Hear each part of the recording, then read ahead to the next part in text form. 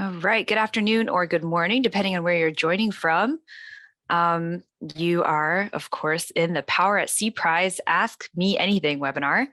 I'm really pleased to be joined here by the Power at Sea Prize team. And we're really excited to hear your questions. Questions can be submitted by either raising your hand and you're welcome to unmute yourself, or if you'd like to put them in the chat, that's also great. And we should note this webinar is being recorded.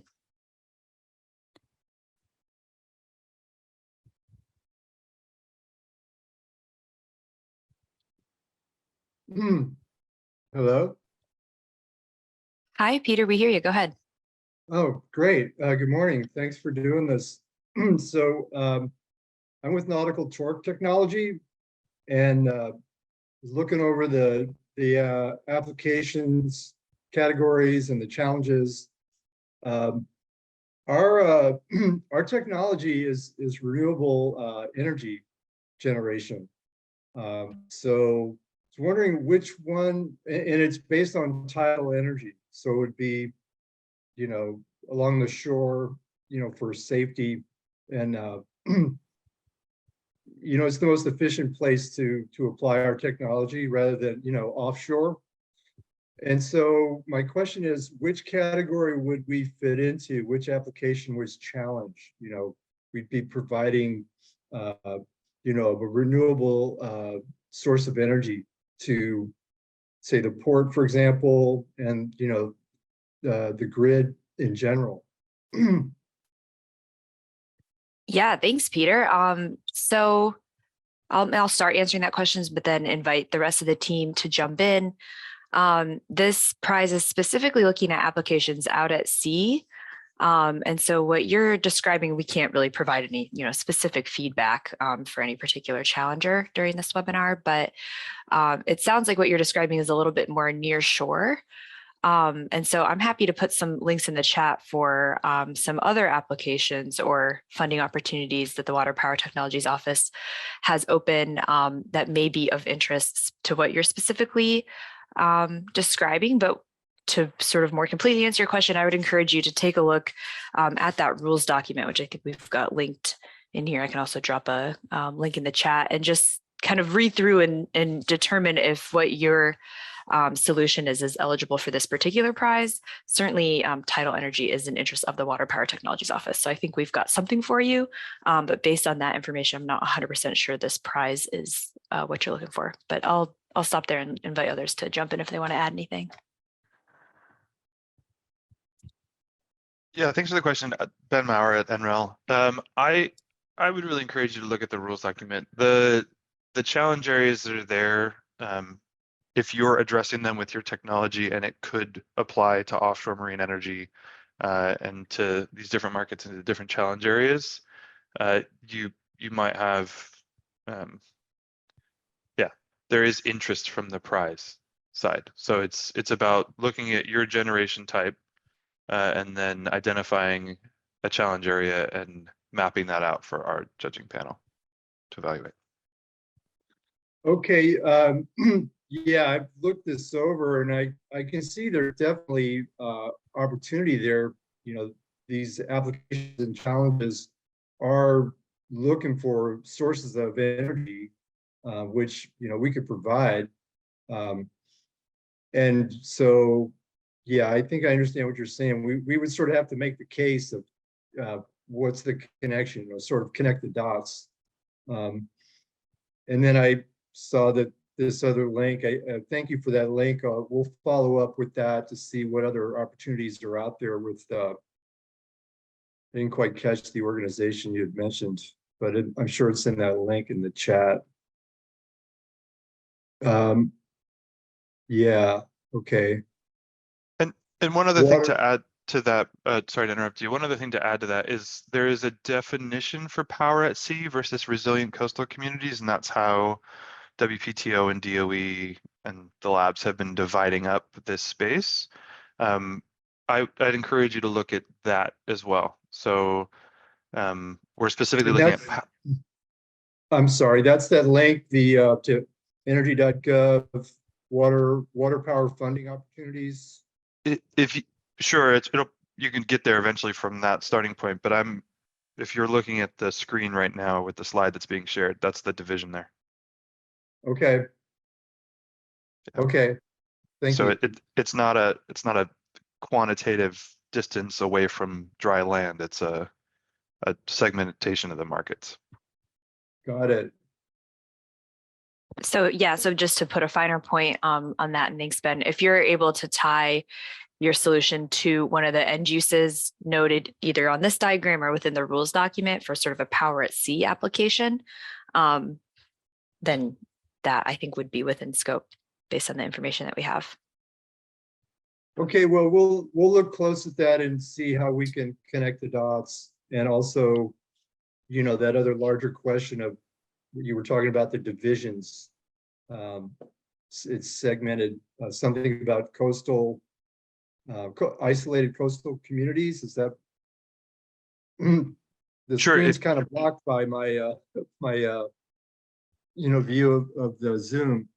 Okay, resilient coastal communities. There you go. Okay, Yeah. great. There you go. Yeah. You're seeing it. Got it. Okay. Well, thank you very much. That was my main question. I guess that probably also leads into the other question we had is really how to make the best case in our presentation, you know, to give the strongest presentation for this Power at Sea, you know, for the Power at Sea prize. I think the answer. Go ahead. Sorry, Ben, I'll start, then please chime in. I think we've in that rules document, which you'll hear us reference this a lot, but the reason for that is that we really with these rules documents lay out exactly how we're going to be scoring each of the applications and kind of what you'll be scored on. And so, yeah, thank you. Here's a great slide for that.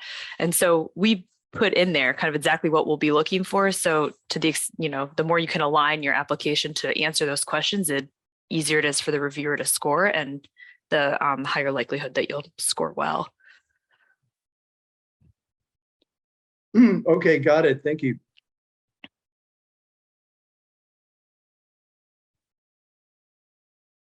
All right, well, thanks for joining, Peter, and thanks for your questions. I'm seeing some come through the chat here. So the first one is hooking into the seabed to provide reaction force is allowed. Ben, do you want to start us off with that one? Yeah, so actually I can answer both of these questions if you want, Carrie. But please, yeah. Yeah, so this is really about bringing new concepts to Power at Sea. And we're interested in things conceptually. I don't, but the rules document is going to be the final say on all these things over what we present here verbally. But I don't recall anything that's in the rules that expressly forbids concepts that touch the seabed. Power at Sea can, you know, the Power at Sea markets can be powered by marine energy that's touching the seabed. And then we do have explicit language in there about what's public and what's not for your different application materials. For example, your 3-minute video is going to be public facing and should be, there we go, should be designated or designed rather, produced so that you're not sharing secrets. That's up to you guys. The technical narrative, the part that the judges will be reviewing extensively, they'll review all 3 parts, but that gets the greatest scrutiny, let's say, that is business sensitive and remains confidential. Does that answer your question, Ryan?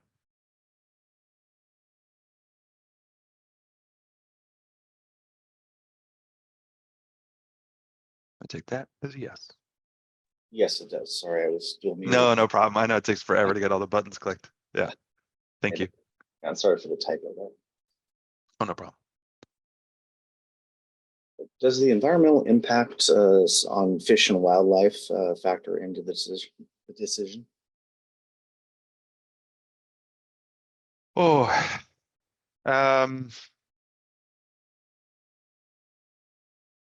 trying to remember this specific in our scoring criteria. Do we have the detailed scoring criteria up anywhere, Amanda? Page 6 of the rules, it does say environmental ecology impact. Thank Yeah, you. we have it listed under challenge areas, so maybe we can just bring that slide up.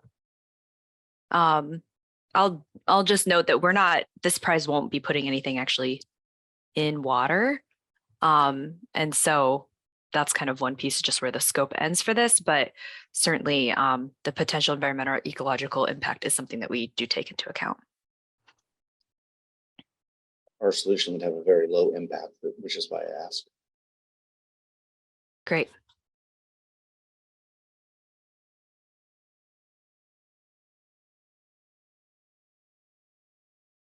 On the hybridization with other renewable resources, that could be solar, wind, anything on top of let's say, a movable buoy.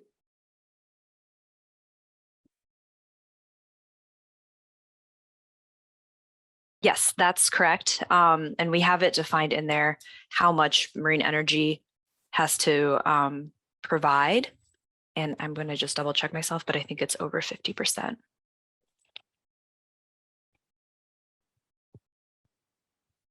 Yes, thank you. So more than or equal to 50% of energy needs to come from marine energy, but the 49% could be from things like solar or wind. Thank you.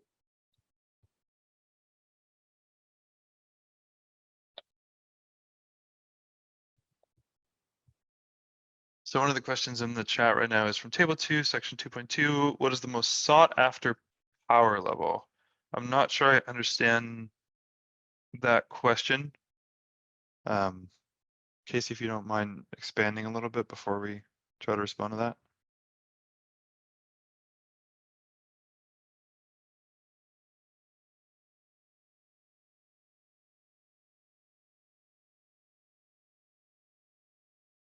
You're welcome to come off mute, or you can put something in the chat. And just quickly, while Casey, you clarify that question, I see there's one before that about programs supporting non-US citizen participant.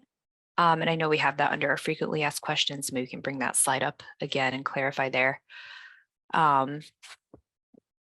So here on the screen, it's the kind of the answer that you're looking for, I think, which is also, of course, in the rules document.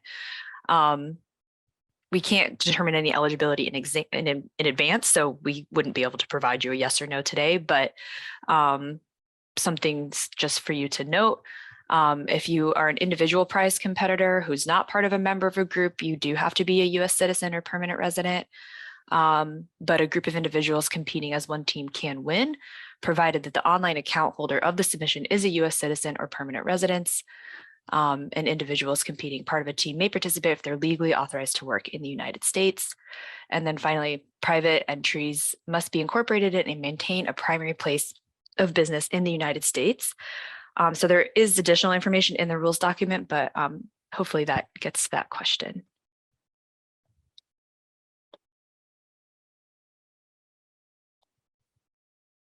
And Ben, looks like we do have a clarification from Casey, so I'll turn it back over to you. Yeah, so the original question was what, let's go back up here. The most sought after power levels from table 2, section 2.2, and that these are the most in demand area that would have the widest applicability to technologies in the near future. That's not really defined in the rules document. It's not really defined for our judges either. It's up to applicants to identify the power scale they think is most relevant, either by their architecture or by their intentions with their company over the long haul, short term, whatever it is. There's really, we put this table together to map the space a bit and give people a starting point, but we're not steering towards one end or the other. And one other note on that, we're not prioritizing more energy over less energy. It's really just fit to end use. So having something that generates a ton of energy is not necessarily better or worse than something that generates less. It's just how well does it meet that end use.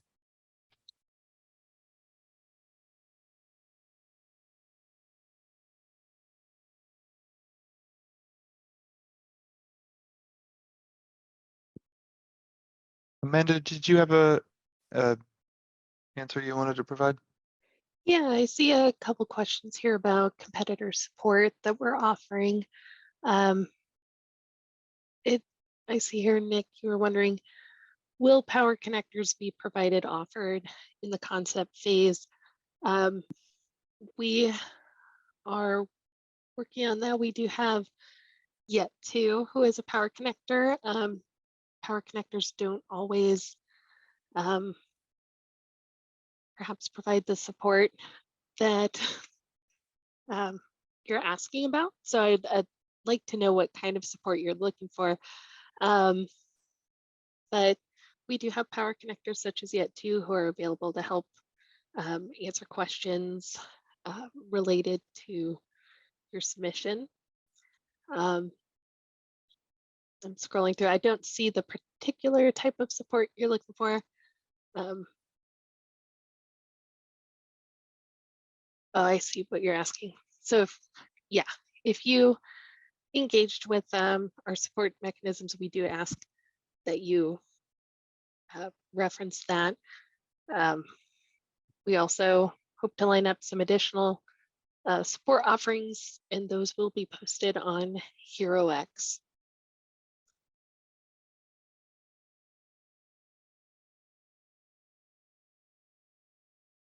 And then Peter, I see yours. So you're looking specifically for technology development and business development. That would be outside the scope of the support that Yet2 provides. But we appreciate that feedback and potentially can line up additional support related to those activities. That may or may not be within this prize too. So there's a number of commercialization activities that WPTO funds, and there's a number of opportunities that come out over the course of a given year. Carrie put a link early on to start looking into those different opportunities that are funded by DOE. And like Amanda was saying, that wouldn't fall under the scope of this prize, but there are other ways to seek support for that. You mentioned, was it WPTO or 2O? Water Power Technologies Office. Water Power Technologies Office. Great, thank you. Yeah. They're all right. Yeah, it's okay. I don't really know much about them, but I appreciate your answer, I guess is what I'm saying. Oh no, I'm just teasing Carrie. She works for WPTO. Yeah, WPTO it. is the office within the Department of Energy that is funding this prize and funds most of the marine energy funding opportunities as well. It's true. So it sounds like it would be worth our time to really poke around a little bit inside the DOE and the WPTO and see what, get more informed on what they're offering and what opportunities kind of support. We're in the development stage. We have a patent. We've got some proof of concepts and some digital prototypes. We're kind of in that incubator stage, to get in that middle gray area between the very beginning and then more advanced development. Great. Well, this is a nice segue. I'll just take this time to talk a little bit about WPTO and also put in the chat a link to our semi-annual stakeholder webinars, which they're recorded. You can just watch them whenever you'd like, and would be like a great kind of crash course into WPTO if you're new to the office. But we have a variety of funding opportunities. The Marine Energy Program is specifically funding ocean waves, tides, currents, salinity, thermal and pressure gradient technology. And we have everything from prizes like this one to multi-million-dollar funding opportunities, which we call FOAs. And so you can take a look at that link that I put up kind of towards the beginning for the funding opportunities. You can learn more about the office sort of writ large, as well as current funding opportunities by watching semi-annual stakeholder webinars. Rick, who's also on our team, thanks, Rick, recommends looking at primer.org, which is a nice kind of collation of different marine energy resources, including research as well as funding. So yeah, WPTO is happy to talk to folks that have sort of larger questions about our work, and there's a way to reach out to us on our website And somebody does actually monitor those emails. So you'll get you'll get sent to someone that can help answer any questions that you have after looking through all that material. Great, thank you. And one quick question, kind of a technical question. I don't remember, how do you, I know this is being recorded, we can watch it later, but as far as what's in the chat, I think that's a separate download, or anybody know how to do that? Or is that outside your knowledge? Yeah, do you mean in terms of just covering the questions that are in the chat? Well, you put a lot of links in there, you know, and I'm trying to pay attention to what you're saying, and I want to capture those Oh, links. gotcha. All the information in the chat, there's a lot there that I would, you know, by the end of the meeting or at the end of the meeting, I'd like to capture that for reference. Yeah, maybe. Go ahead, Amanda. Yeah. I was going to say, yes, we do capture questions that are asked, including our responses with those links. We post it on the HeroX website under that resources tab. All of the recordings for these webinars, those are also accessible on HeroX. If you follow the page, you'll receive a notification email once those materials are posted. Oh, okay, great. So I can get it there. All right, thank you. You can also save the chat before you log out. There are 3 dots on the right-hand side of the chat to click on. You can save chat locally. Oh, that's right. I've done this before, but then I forgot how I did it. But I see what you're saying. Yeah, perfect. Thank you.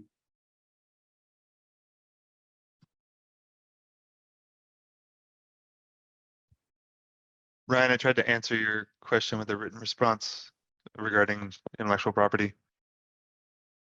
Thank you.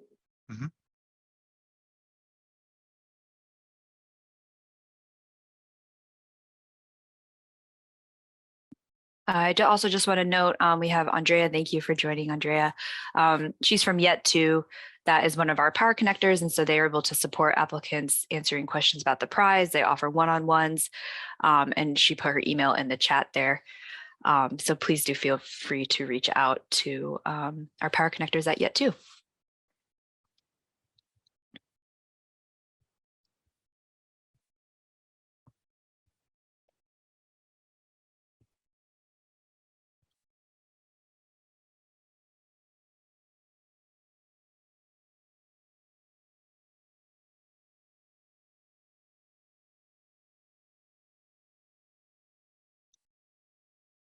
Oh, and Ryan, I see you put in the link for our next semi-annual stakeholder webinar coming up on May 9th. Thank you for that. Please go ahead and use that link that Ryan just put in to register for that next webinar. The other, Carrie, just really quick on that, I did want to flag someone thankfully pointed out that that link was broken. I did just update it, so make sure you use the link that ends in SP2024, not SP24. Cool, thanks for that, Ryan. And while I'm unmuted, I will also mention that, and this will sound a bit silly, but it really is true. The first place that the Water Power Technologies Office announces any new funding is through our newsletters. And so I can drop another link in the chat to sign up for those. But if you are wanting to keep up to date with what's going on at the Water Power Office, specifically when new funding opportunities are announced, beautiful. We have a slide for that. So sign up for those newsletters.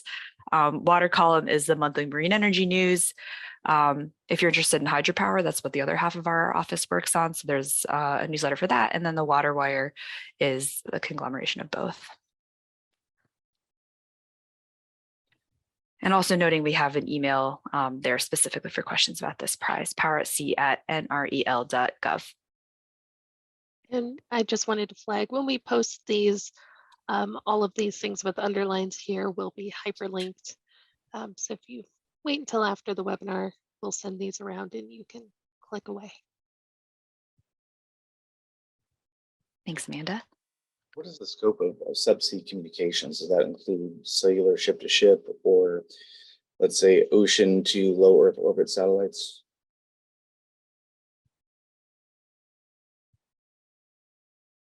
Yeah, Ben, do you want to answer that one?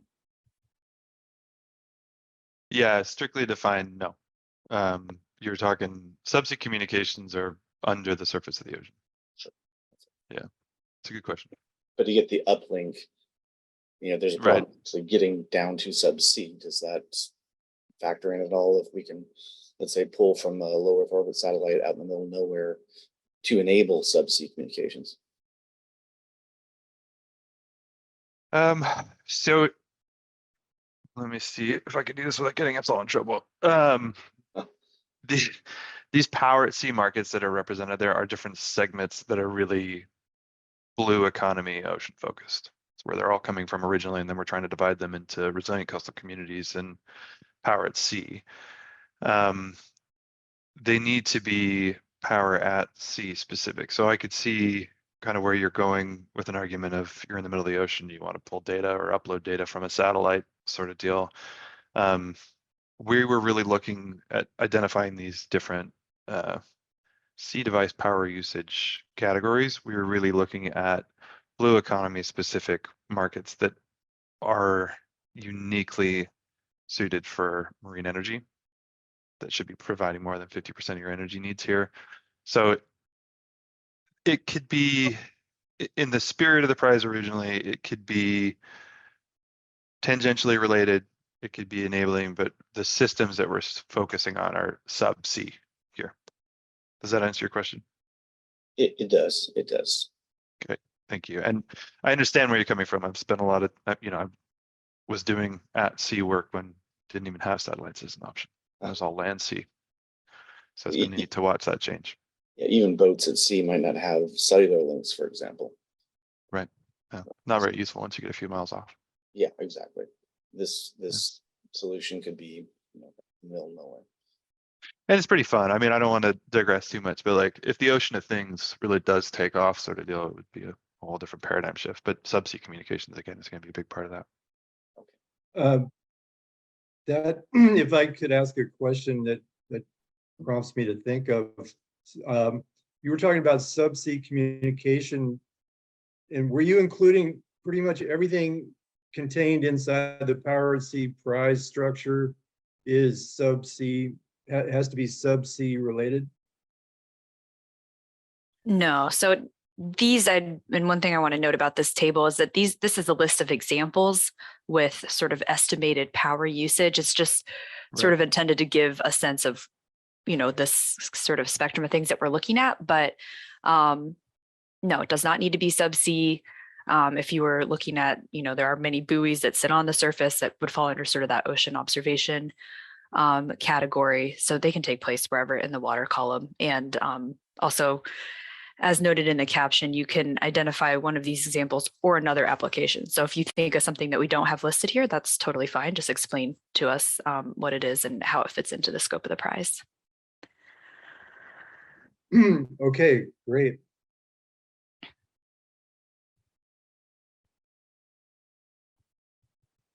So yeah, thanks for switching to this slide. So this is a kind of a good guidepost too for what it is we're really trying to get out of this, which I think the question that we're just talking about is most related to the second one, which is identifying new, innovative, and feasible marine energy concepts that have a high likelihood of providing power at sea in the near term to accelerate commercialization of the nascent marine energy industry. We're looking for stuff out at sea that powers an end use as defined by the competitor or defined by us or both, that works out at sea and provides power at sea.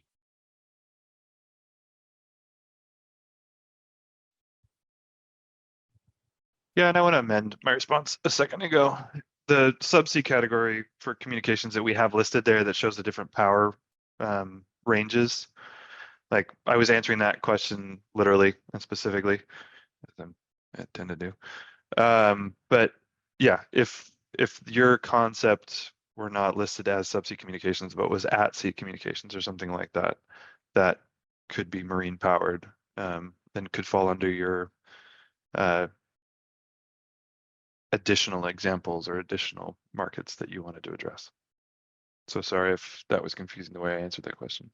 Makes sense. Makes sense. Mm-hmm. Especially with the data center application there, you need to have some sort of communication, to the outside world.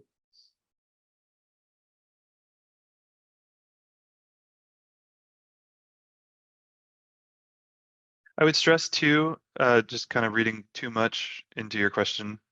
I would stress too that this is really about how marine energy enables and addresses those challenges, less about the technical specifications, maybe of the systems it supports. They're relevant, but they're not necessarily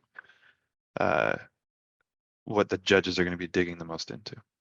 I see. So more about the efficiency, the ruggedness, how much power it produces, what sort of environmental impact it has, how easy it is to deploy, what is the cost of the units. All of those things that we try to define in the rule, you're on the right track there. All the things that we tried to define in the rule document about how marine energy is a fit to those markets and addresses those challenges that we outlined. Yeah. I see. That makes it easier then. Okay. Cheers.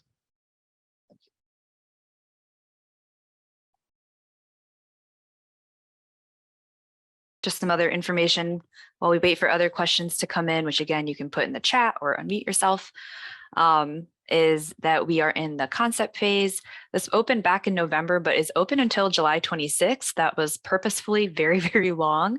We wanted to give people a real shot at getting ingrained into what the prize is, what the Water Power Technologies Office is even.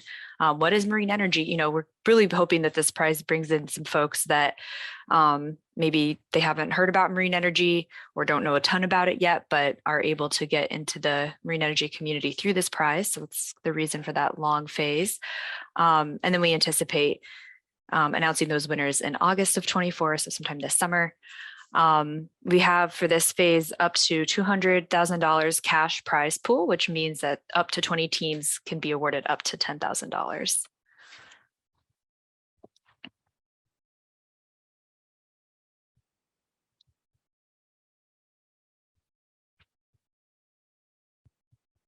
Is there a weight target for the particular units? Our design can be scaled up or down in particular, but is there any sort of particular tonnage that you're looking for?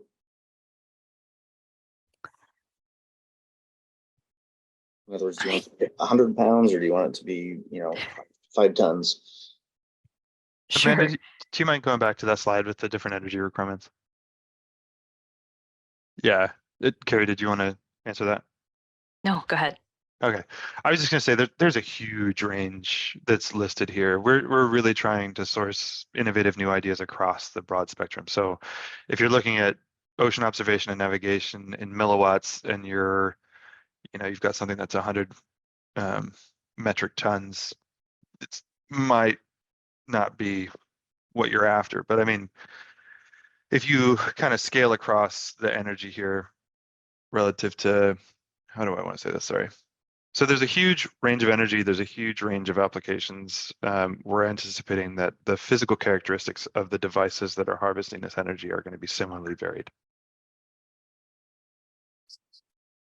And obviously you can scale up in the design. So you could spec that this could be, watts versus you could go up to a megawatt level with an array of these devices, correct? So it doesn't have to be a singular device. We're anticipating getting all different types of applications, some scalable, some not, some very architecture focused, some not. Okay. And something else just to add to that is that while we're not really defining things like weight or size because this prize is so wide open. If you were curious to get a sense of how we do define those things in other funding opportunities, I would encourage you to take a look at funding opportunities specifically supporting deployments, because that's when those requirements do come into play. So if you were, for example, kind of starting out a concept development through this prize and you have hopes of, getting that continued funding through other funding mechanisms, taking a look at what's been defined in other opportunities would be a good place to get kind of a sense of how the Water Power Office defines those things. Perfect. Thank you.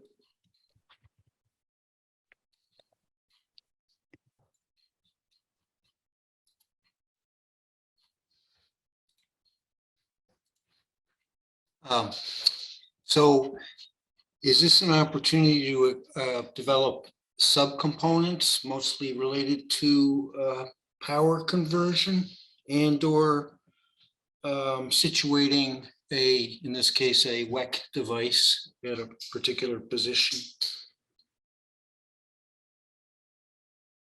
without revealing the total system?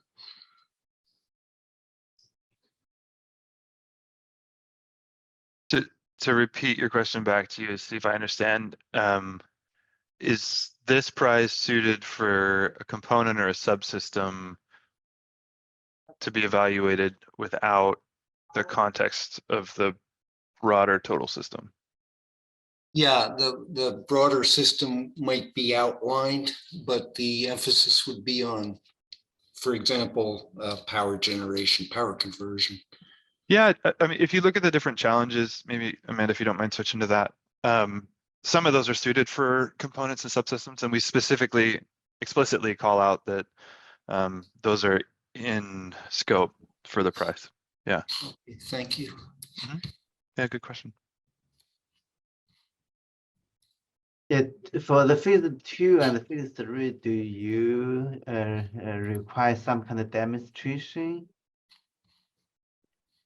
Good question. For phase 2, I don't believe we require any sort of demonstration. It's a $75,000 pool. I don't know what you mean by phase 3. Yeah. Do we have phase 3? Oh, only phase 2. Okay, I see. Okay.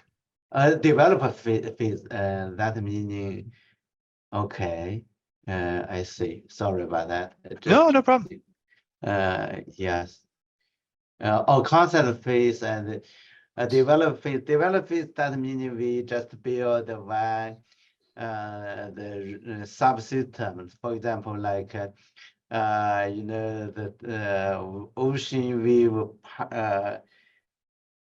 power takeoff system for seabed for the communication and charge. There's some the Navy underwater facilities like UA unmanned vehicles, those kind of things. That fit, right?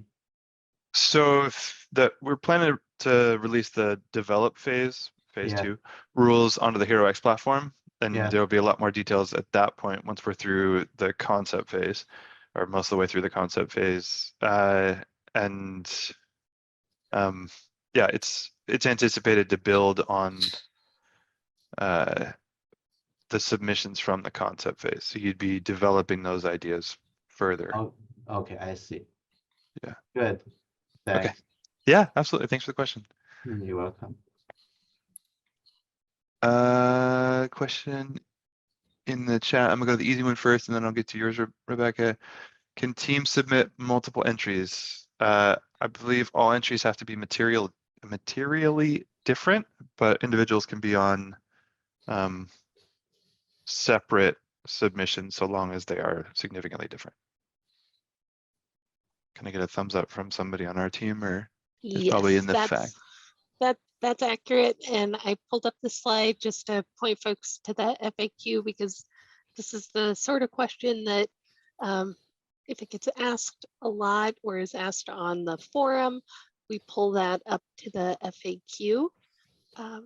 So I just wanted to highlight that as an option to get your questions answered after this webinar. Great, thank you, Amanda. And then Rebecca had a question. What does the marine restoration application refer to? Is this pumping wet sand to rebuild shorelines that are eroding? I'm San Diego based. They do that a lot actually down here. So any sort of marine restoration, there's a wide gamut. This is, I don't know if the team had that specifically in mind when they were developing this prize, but I would imagine that falls under marine restoration. I think other examples could be like coral reef restoration, or let's see, kelp forest restoration, things like that.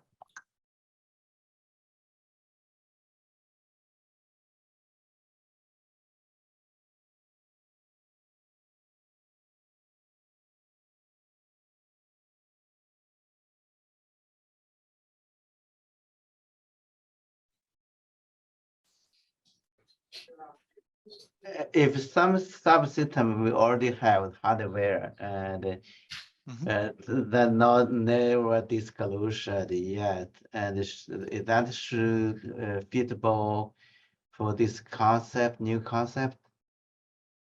So let me repeat the question back to you, make sure I understand. You have a subsystem that you already have hardware for, Yes. and you want to submit that as a concept for this prize, and you're asking if it's eligible? Yes. Having hardware or not doesn't change eligibility for the prize. Oh, I I think, see. yeah, Okay. I think we're looking to match generation solutions for more than 50% marine energy to these challenge areas. Okay, good. Thanks. Yeah, absolutely. Awesome. Amanda, you're amazing at picking the right slide. Okay.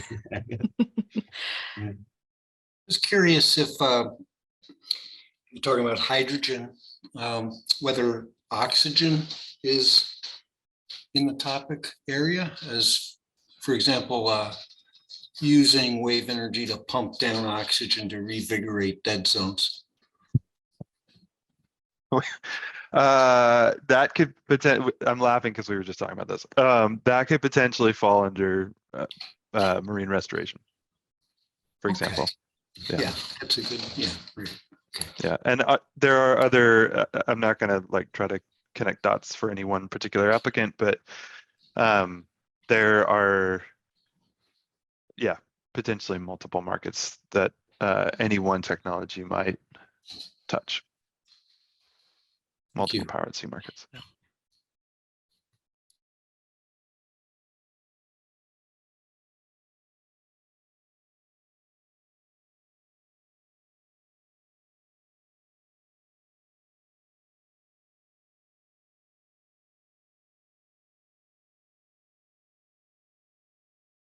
Carrie, you want to give it a couple minutes, see if any more questions come in?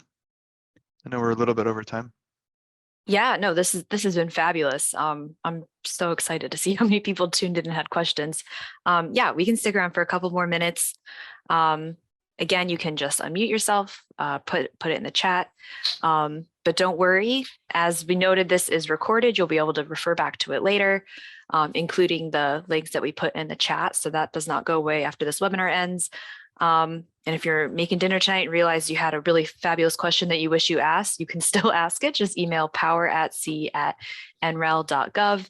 And we put all questions and answers, or you can also put it in the HeroX forum. There's tons of way to reach out, but we make all those questions and answers, those that would be applicable to multiple teams or helpful for sort of the general group to hear. We make all those public on our HeroX site.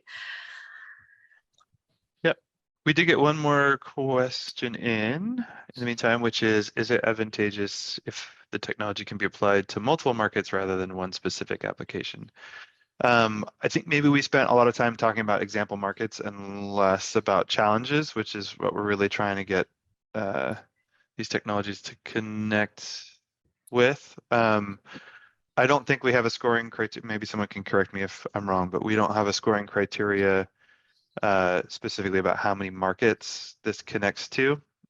Yeah, Carrie's confirming that that's true. We don't have one about the number of markets. I think really the focus is connecting that energy generation technology to the challenge areas. I just wanted to pull this slide up to highlight that in the rules document, you'll see these tables that have the suggested content that you provide. On the left and on the right are the exact scoring criteria that our reviewers use when scoring. So I highly recommend going into the rules and reading those scoring statements, but also we do put a lot of thought into the suggested content that we think if you provide would hopefully answer those scoring statements. So please do check out the rules document. I just have one little question. The dollar amounts for the awards, frankly, seem a little low for anything actually built, let's say, except for maybe benchtop or tank experiments, things like that. Is there a transitional, is this a the beginning of a program that'll transition to actually getting things in the salt water? Yeah, that's a great question. And so for some context, the Water Power Technologies Office has run, so I'll provide some background, but I will answer your question. We've run quite a few prizes at this point, and one of the things we spend, I would say, besides developing the rules document, one of the things that takes up most of our time is figuring out how to make sure that the prize amounts are commensurate with the amount of work that we're asking for. Particularly because we know that the teams put in this work, it's at risk. There's no guarantee that they do get that payout. And so we're very thoughtful about what we ask for and then how many cash awards or other awards that we can give out for that work. So there's some background on that, but to answer your particular question, this is just a concept phase. One of the things I really like about prizes is that it's really pretty short. So if you take a look at that scoring criteria and what you actually need to provide for the concept phase, it's a relatively low barrier to entry.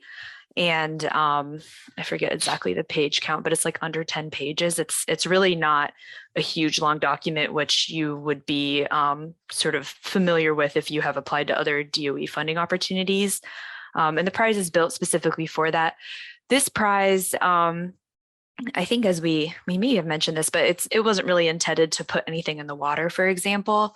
The scope of phase 2 will partially depend on what we get in through phase 1 and what's going to be reasonable, but we're always going to be checking ourselves, is $75K enough to ask for that work from each competitor? And so we won't be putting anything in the water, I don't think, but you're right that those funding amounts are really not reasonable to ask for anything more than like a bench top. And so again, we'll have to wait till phase 2 to see what's going to make sense there, but that's something we're very thoughtful about. To get to your question about what happens after the prize, while I cannot promise any future funding opportunity because that largely depends on what Congress gives us in our budget, and nobody will know what that's going to look like. I will say that we intend to provide follow-on funding for this. And so we will take the results of this prize and make an informed decision on how we can best support competitors to actually commercialize their devices and get them in the water and test them and get that data that they really need to actually get devices on the shelf. And so whether it be specific Power at Sea prize follow-on funding opportunity, or perhaps that's looped into like a bigger funding opportunity in the future, it can look a few different ways. Again, I don't know what the future holds, but we are quite interested in providing additional funding following this prize that would allow competitors to continue developing their ideas that they started developing through this prize. So to what technology readiness level do you think these amounts can take a technology? Yeah, I know in this prize we have not defined TRLs, particularly because they're somewhat subjective. If I were to give a range, I would say certainly on the lower end for this is a concept development prize. The idea is to give space to folks that maybe have had an idea. I kept calling them napkin ideas, like you wrote something down on a napkin, but haven't had the funding or time to pursue it. That's really what this prize is intended to do. And ideally, it would kind of bridge that gap between your idea on the napkin and the next funding opportunity, whether that be SBIR, which is Small Business Innovation Research, or maybe a full-fledged funding opportunity announcement, or FOA. And so the goal is to just provide that venue for folks to just get their idea started, have a little funding to pursue it, and then go on to a more kind of substantial or robust funding stream following this prize. Would a participant who's received former SBIR but not from DOE still be eligible to do that kind of concept work? Yeah, so as always, we'll refer you to the rules document on exactly where we draw the lines around eligibility, especially if you've pursued this idea through other funding streams. There's specific language that will help you determine if this idea is funded. But in general, just because you received SBIR funding from another agency doesn't preclude you from being able to participate in DOE funding opportunities. And to put a finer point on that really quick, you as an organization or an individual who's received money, that does not preclude you from participating. But if you have received money for the concept development portion that you're proposing here, that does preclude you from participating. We're not looking to fund the same thing, the same narrow scope of development twice. Yeah, that makes a lot of sense. Yeah, and I see Ryan notes R&D is expensive. Yes, that is certainly true. We've taken we have a lot of data from previous funding opportunities and previous prizes of what's reasonable and what can folks actually do with this prize money. And if you've been following the WPTO prizes for a while, you'll see that every prize looks a little bit different. And that's because we build upon knowledge that we gained through the previous prize and incorporated that into what this one looks like. So this one may look quite different if you're familiar with some of our other prizes, and that is pretty intentional. Well, and just more broadly, at the top of this text meeting chat, and then also about midway down, I think now, Carrie put a link into WPTO's activities and funding opportunities. And this is not meant to take you from a concept to a commercially viable, broadly deployed, fleet of hardware. This is really focused on a narrow portion of that commercialization arc. And there are other funding opportunities that you link through WPTO or potentially other agencies or wherever you're finding funding streams that are meant to do that. But this is not a entire ARC funding opportunity, which I'm sure you're aware of. If one has applied to DOE for decades and been turned down, and then other people get grants to do the work that was proposed by the turned down proposer, do you have any opinion as to whether somebody should put in the effort to come back to DOE and try again after many attempts? Yeah, I mean, that's, yeah, a little of a tough question to answer, but I'll try, and then Ben chime in. I think the devil's always in the details, right? I think we do at DOE, and particularly with this prize, which the prizes are a relatively new area. We've only been doing them for about 5 years. We really try to make the process as transparent and clear as possible. And so we've referenced that scoring criteria a couple of times. That's one way that this prize in particular makes it super clear exactly what questions reviewers are going to be asked and exactly how they're going to be scored.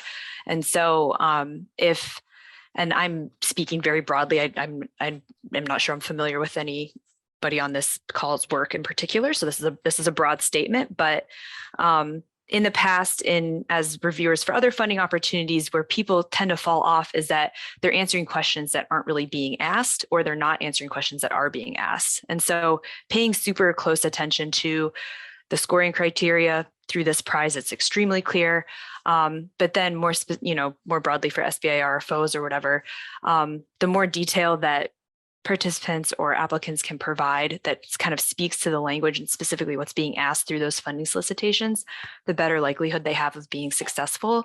And that seems to be kind of a place where, and it's frustrating as a reviewer too, if you see an idea that appears to be good, but the criteria is such, you have to score it along these lines, which is all provided to the applicant, then even a good idea can not score well sometimes. And so to answer your question, of course, I'm a DOE employee, right? So yes, I think of course it's a good idea to apply into DOE funding opportunities. But to get around that really frustrating downfall of submitting an idea that is perhaps meritorious, really interesting, exciting, maybe transformational, just make sure that idea aligns with exactly what the reviewers have to score it against.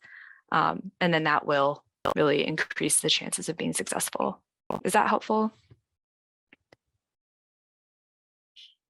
Yeah. Thank you.